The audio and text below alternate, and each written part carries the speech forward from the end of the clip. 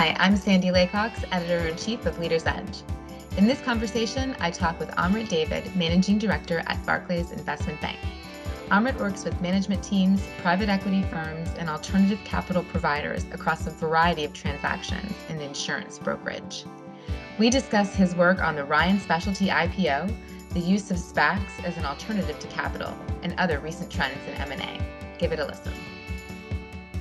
Amrit, is so great to be back here with you. Last we spoke, it was early 2020, right before the pandemic started. So I hope that you and your family have been well and weathered this okay. Sandy, thanks for asking. Yeah, no, it has been an extraordinary 18 months for everybody, right? So yeah, we're all doing well. Lots of adjusting to hybrid working models and masks, but thankfully the family is healthy, safe, vaccinated. So we're doing the best we can in this, and I hope the same for you and all your readers. Yes, thank you so much. I appreciate that, and we're all trying to get through as best we can. So while we're on the topic of COVID, we can just start right there. From your point of view, how has it changed investors' perspectives of the industry? Yeah, look, I think the one word I use to describe it is resilience, and it only furthered investors, both public and private's perceptions of the resilience of the insurance industry and the insurance distribution industry, to be very pointed about it. I think when we started the pandemic, people were less concerned about the P&C side and what that means, and they were very focused about the employee benefits and the implications for coverages, for payrolls, for how big would that be. But I think that all moved on pretty quickly as folks got comfortable with the risk parameters that we were facing here. And the result was really twofold. One, a real clear understanding of the importance the insurance brokerage industry plays in helping businesses manage their risk profile. And I look at all the seminars and conferences and tutorials that your members provided to small and medium and even large businesses kind of at the early stages of the pandemic, which was a huge value add for everybody, and help folks get comfortable in understanding their risks and what was likely to happen. And then second, with that coaching and that perspective and the resilience of the business model, investors just really furthered their belief in the stability of both the revenue and the cash flow profiles of the business. So when you kind of put those things together, I think it shone extraordinarily well in helping people manage risks, but then also investors really understood that dynamic even more so, and as a result, you've seen a much more aggressive, I'd say, re-rating of the industry as folks recognize that value add. So how much of this do you think is sustainable for the long term? I think a good portion, right? I mean, if you look at kind of the valuations or what drives valuations, first and foremost, I look at kind of macro activity and the level of economic activity. And, I'm personally of the belief that between the COVID relief, between the infrastructure, between whatever happens in DC with all this budget stuff, we are at the early innings of a multi-year economic kind of expansion. And I think one that'll be likely unprecedented, at least in my generation and in my work history, when I look at what we're going to go through. So I think that will drive growth and profitability across the board here as we kind of look to reinvent the economy. But the second is this concept of appreciation and value add that the industry provides, I think has only got furthered. And I think you're going to see more and more investors appreciate that and then start to look at, the insurance brokerage industry in a much more favorable light with this long-term re-rating. We've seen valuations move up, we've seen multiples move up, but I think that's highly warranted in the context of what the business does. And I think people like RIAs, people like these ancillary services, which tend to trade and value at higher multiples, will be part of where insurance distribution goes over the medium to long term here. So along those lines, we saw in 2020, despite the beginnings of the pandemic and the height of it happening and a brief slowdown in the second quarter of last year, brokerage M&A continued to break records last year with number of deals and, as you mentioned, very high valuations. So what was the impact additionally of COVID on the transactions? And are you seeing that continue into this year? I think that continues. I think that continues into 2021. One, as I mentioned, I think this economic activity will continue to drive that broadly. I think the growth we're going to see will only push valuations further. And candidly, there's also some of this noise around tax reform. And that's bringing many folks into the market that would otherwise not be there. And I think that's going to potentially drive some transaction activity into the third and fourth quarters here, which we otherwise might not have seen. So thematically overall on M&A, in addition to sort of the COVID, effects, what are you seeing across the board there? So I think there's a few types of transactions happening. One, we expect to see the continued consolidation of the market by the larger businesses, and that thematic has been perpetuated for the last 15 years or so. I expect that to continue. Secondly, I do think the private equity interest in the business and sector continues and is extraordinarily robust. And I think we've seen that with new private equity firms coming into the market and looking to support management teams as they've kind of built out businesses and kind of execute on a highly proven strategy. I also think in that same vein, that has driven valuations because there's more private equity guys than there have been platforms for them to invest in. And I think that we've talked about that for many years. I think that has only gotten more concentrated. So I expect that to continue as well. And then lastly, which is an emerging one, but a harder discussion, is potential mergers. There was obviously a large one in the industry which got called off, but some of these mid-market or larger platforms need to think really hard about their strategic future, their direction, and what they're going to do. But there's been obviously increased talk about that, and it'll be really hard, but let's see if it can get done.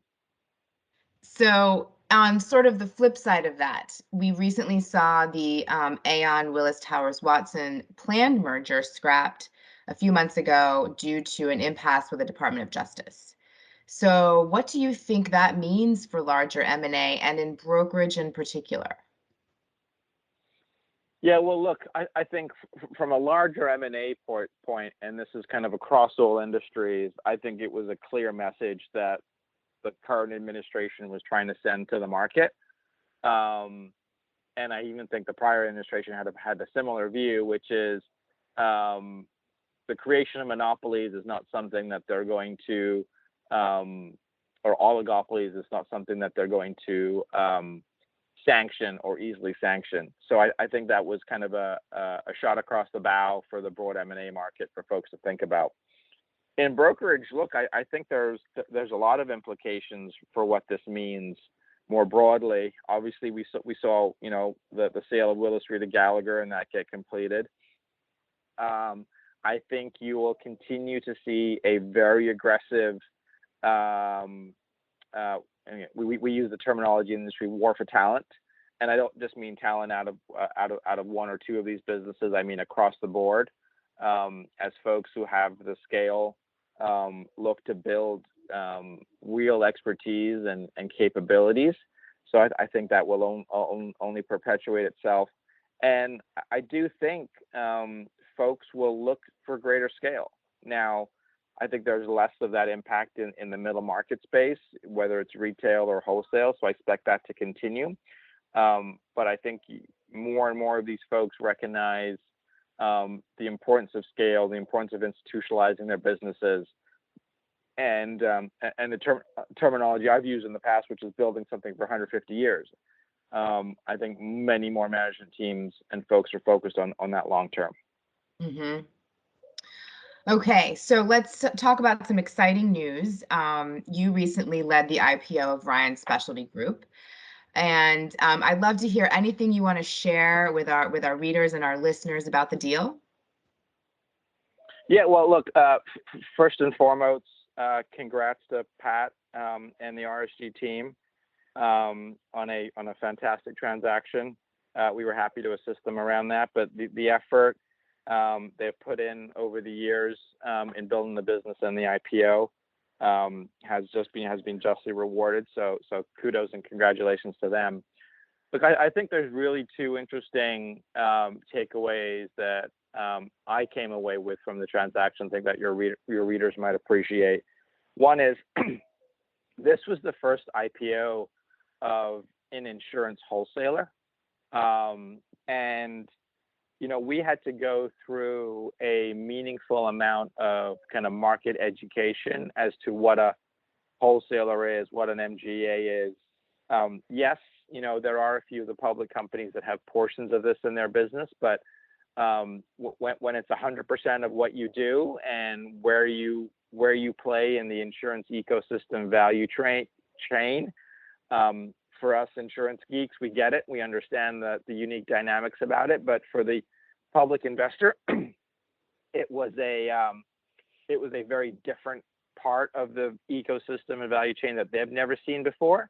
I thought the education process and informing them about the business and the long-term value proposition was pretty interesting. It was a lot of work and one we kind of had to get our heads around, but I thought that was really cool as they thought about it.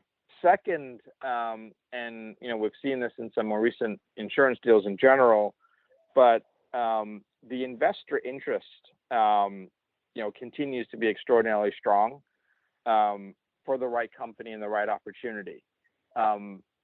There aren't many mid-market growth opportunities in financial services for public investors at this point. And, many FIG assets are balance sheet exposed, whether that's cat risk or mortgage lending or credit lending. So you're actually taking underlying credit risk. That's not the case in an insurance distribution business. And when you have something that fits the FIG bucket with real stable revenues and cash flows and economics, investors really have understood and gravitated to it. Going back to my earlier comments on why valuations in the sector have continued to rally.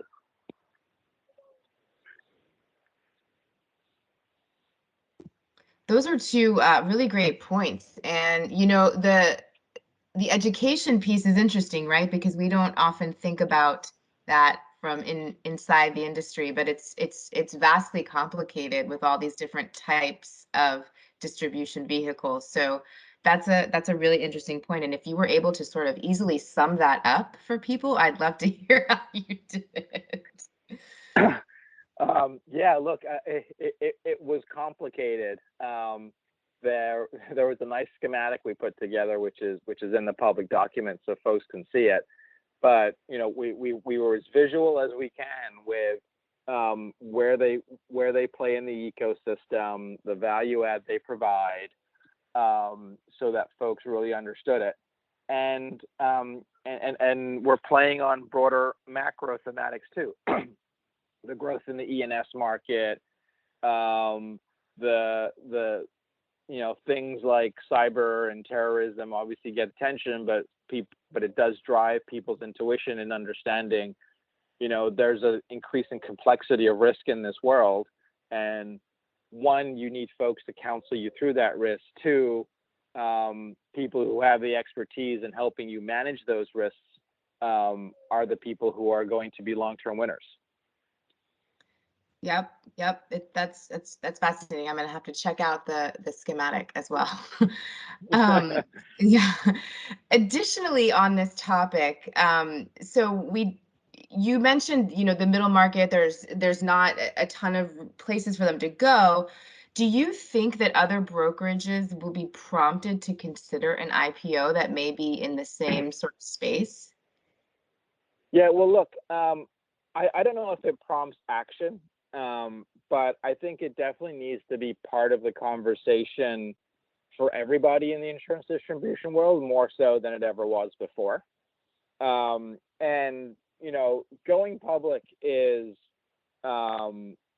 never a easy conversation, and it's an extraordinarily personal decision for many companies, and it has to be the right thing for that company and that management team.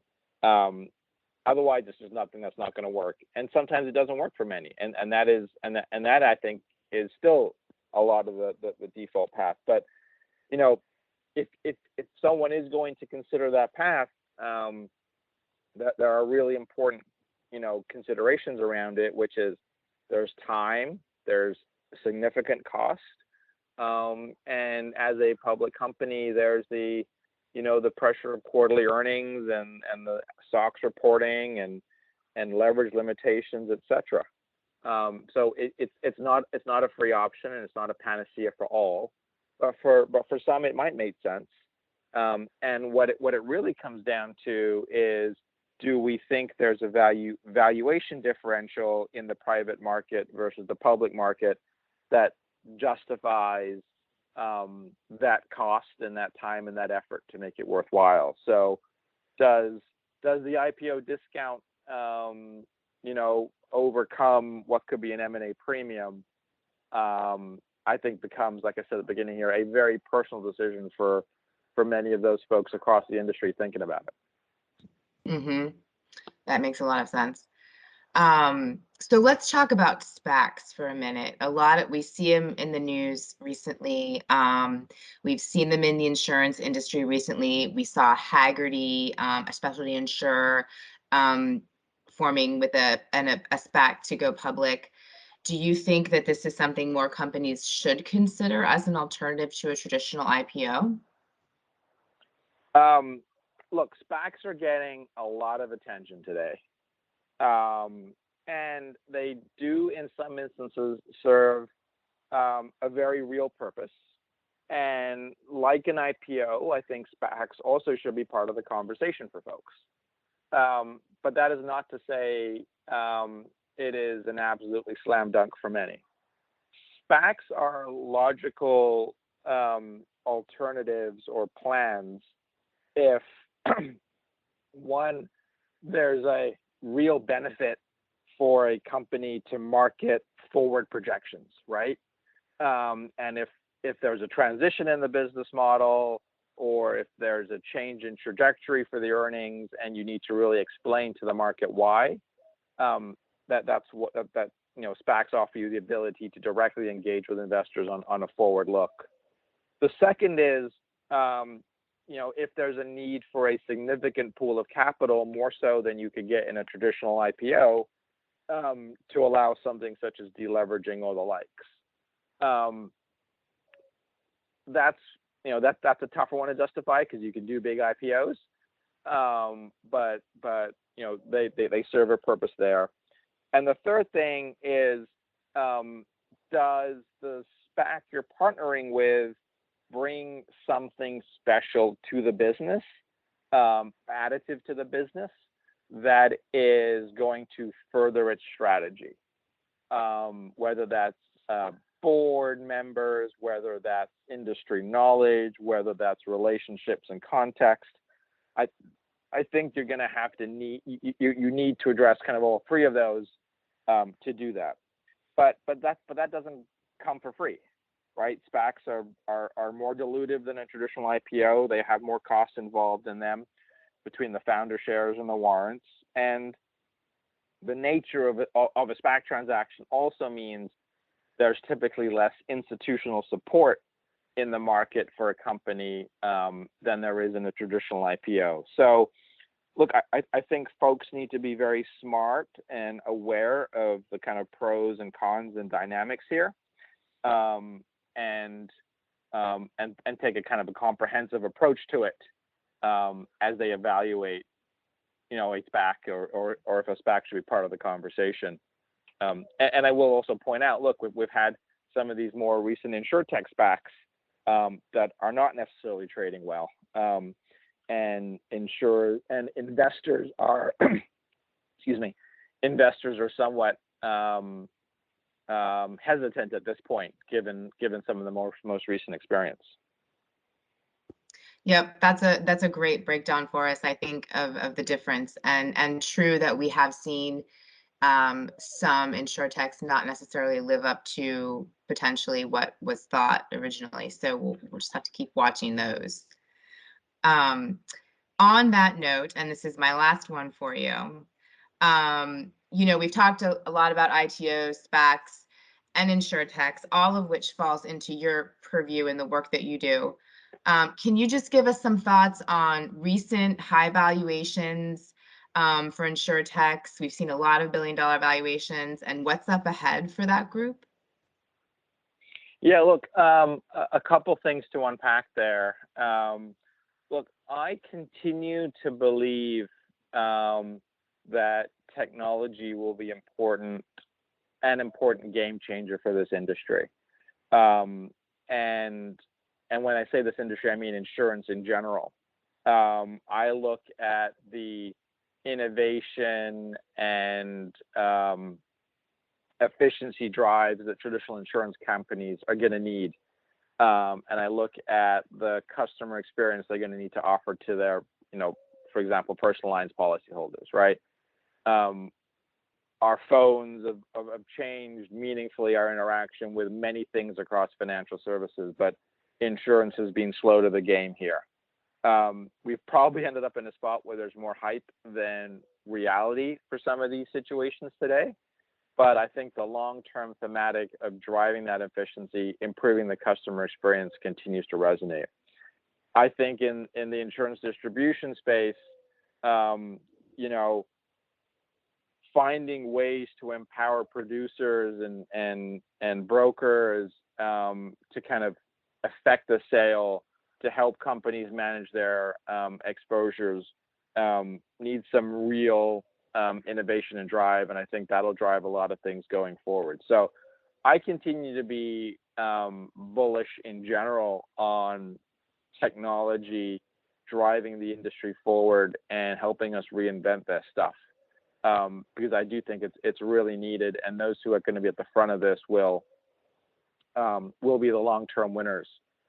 To the point on these valuations, look, I'm talking to you now in late August, and who knows where this will be by September, October.